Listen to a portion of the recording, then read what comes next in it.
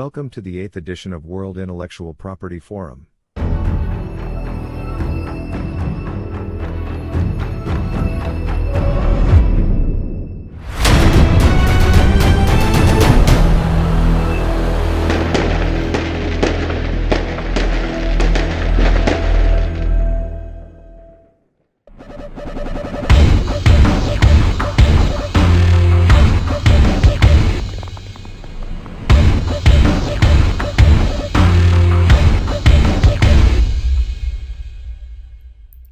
Hello everyone, my name is Anvita Bajpai. I am founder of Sunvai. Today I will talk to you about AI related IP protection. I come from a technology background, alumna of IIT Madras and I am Bangalore with about 16 years of experience working with MNCs as well as startups. And I will talk to you from inventor's perspective. At Sunvai, we have recently released India's first AI-powered assistive tool for consumers, which is conforming to July 2020 enforcement of Consumer Protection Act 2019. Coming back to our topic, AI-related IP protection. AI, as per this definition taken from Wikipedia, is intelligence demonstrated by machines, unlike the natural intelligence displayed by humans and animals. What makes AI possible is data and algorithms. Let me emphasize this fact that AI is not new.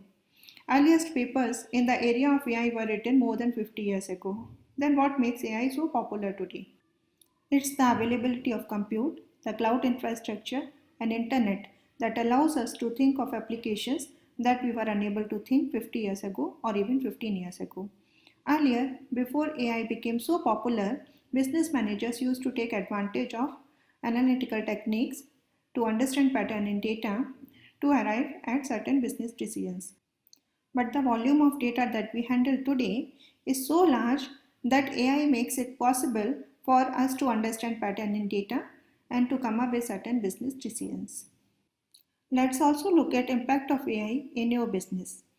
Talking about market segments, briefly we can talk about three market segments: high technology, traditional businesses, and emerging markets.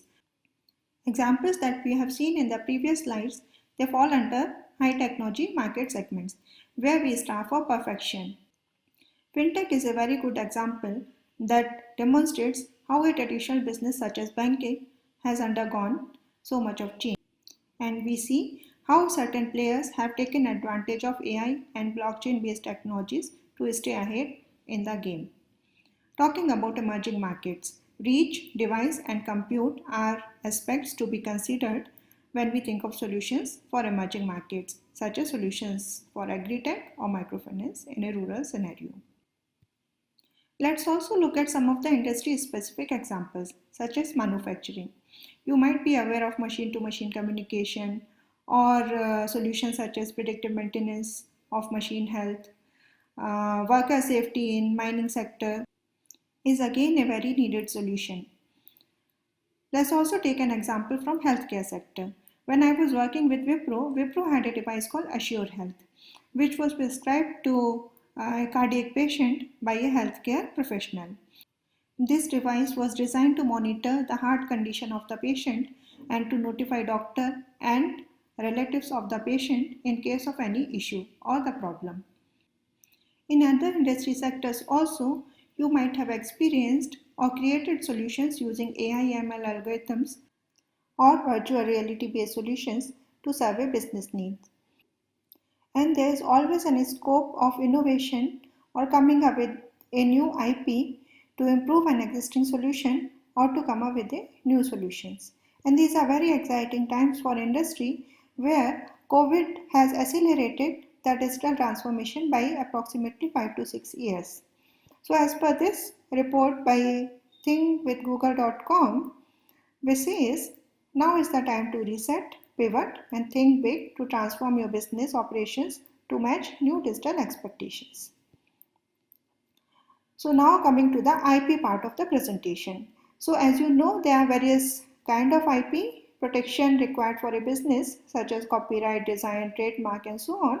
But in this particular presentation, we will only focus on patent as we are talking about solution building using AI.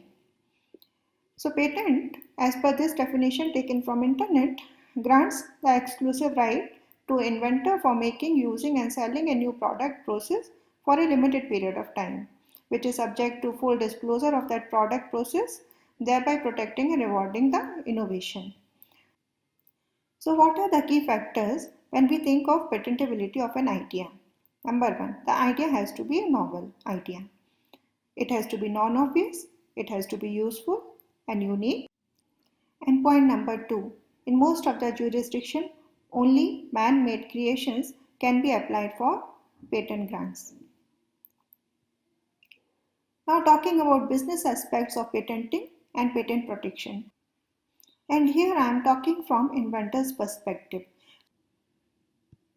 So as an inventor, when you come up with a new idea and you want to go ahead with filing your patent, first thing that is required to be done is patent search, which helps you understand whether somebody has already worked on that idea, filed an IP or not. You can take help of a patent attorney for patentability assessment, claim drafting, and subsequent processing. Let me also highlight that for different jurisdiction or different countries, you need to file a separate IP application.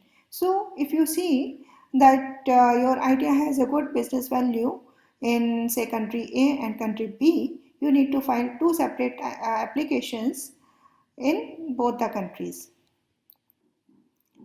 And after your application is filed, before the patent is actually granted, you can call it patent pending, and after the patent is granted, you can call it patent granted.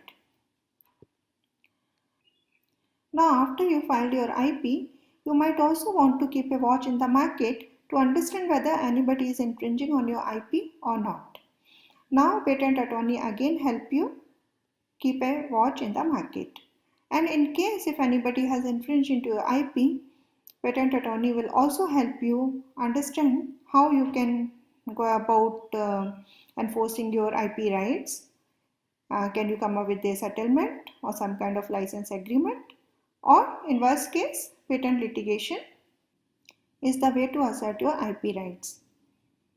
Patent attorney also help you in your patent portfolio management, technology valuation, technology transfer, and freedom to operate study. So these are various steps for managing a patent, and patent attorney help you in that. And why you incur that cost as a business? Because you see a business outcome, the value added to your business, and also you want to enjoy the exclusive benefits by filing your patent. And as you go about filing or managing your IP, some of the issues or developments that you might want to be aware of. So when it comes to getting your patent granted, it very much depends on the country or the patent office that is assessing your patent application. And sometimes certain countries and certain patent offices are very liberal in getting the patent granted, while certain others are not. Many jurisdictions are also using AI-based systems for assessing patent applications. Now talking about available support system in the area, suppose if you are a proud owner of an IP, how will another business find you? Who will use your IP in his or her business and give you the license fee? There are quite a few private players who provide this service, and there is also a government initiative in India which is called Agni that serves this need. Further, many state governments in India help startups with certain financial help for their IP filing. Further, as we talk about innovations in AI, I would refer to this draft paper from WIPO that is published in December 2019 on IP policy and AI. So, few questions I will leave you to ponder upon. Question number 1.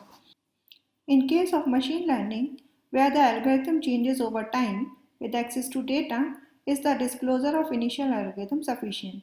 And this is a very interesting question because as an inventor, you know that your algorithms would be data driven, and as your data changes, in certain extreme scenarios, you may end up defining a very new model to serve the same business need. Question number 2. How should data used to train an algorithm be treated for the purpose of disclosure? Should the data used to train an algorithm be disclosed or described in the patent application? And again, coming back to the same point of having the data-driven algorithms, because algorithms are very much dependent on data. So, if data has certain pattern, certain particular algorithm or model will capture that pattern. But if you have a very different data to solve the same business problem, your algorithm or the model will change. So how should you take a note of this point? Next, should the human expertise used to select data and to train the algorithm be required to be disclosed? Let's take example of a healthcare scenario where in order to curate the data, you might want to take help of a medical professional. And if the same data is curated by a non-medical professional, it cannot be trusted. So how do you record that point? Next, are there seen or unforeseen consequences of copyright on bias in AI applications? One has to be thoughtful about this point as well. Last point, how would any new IP rights be effectively enforced? And this is a very interesting point because at one end, when we talk about patent filing in the area of AI and we talk about seamlessly connected world, building trust using blockchain technology, do various legal systems and governments have right tools to effectively enforce one's IP rights in a timely manner? With that, I thank you very much for your time and for giving me this opportunity for sharing my thoughts on AI related IP protection. Should you have any questions, feel free to connect with me on LinkedIn and write to me, and I will be very happy to take your questions and respond to them. I also want to take this opportunity to share with you that I am recipient of 51 Global Smart City Leaders Award, and in January 2020, Sunwai has received GIPC Award for IP and Innovation. With that, I thank you once again for your time. Do have a nice day ahead.